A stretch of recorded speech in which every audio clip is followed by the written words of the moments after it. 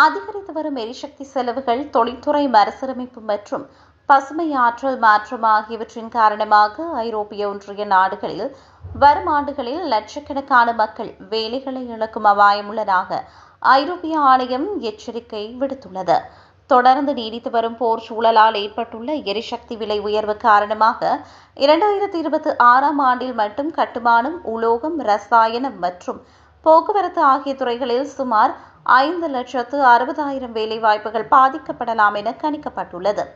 வாகனத்துறையில் சுற்றுச்சூழல் மாற்றங்கள் மற்றும் சீனாவின் கடுமையான போட்டி காரணமாக 6 லட்சம் வேலைகளும், பேட்டரி தயாரிப்பு துறையில் 85,000 வேலைகளும், சூரிய ஆற்றல் உற்பத்தி துறையில் 59,000 வேலைகளும் பறிபோகும் நிலையில் உள்ளன.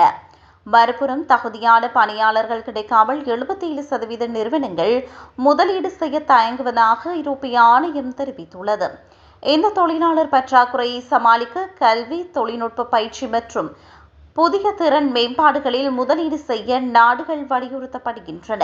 பொருளாதார மந்த நிலை காரணமாக ஐரோப்பிய ஒன்றியத்தின் ஒட்டுமொத்த வேலையில்லா திண்டாட்டம் 2026 மற்றும் 2027ஆம் ஆண்டுகளில் 6% உயரும் என மாற்றியமைக்கப்பட்டுள்ளது. மேலும் உறுப்பு நாடுகளின் கடன் சுமையும் கணிசமாக அதிகரிக்கும் என்று எதிர்பார்க்கப்படுகிறது.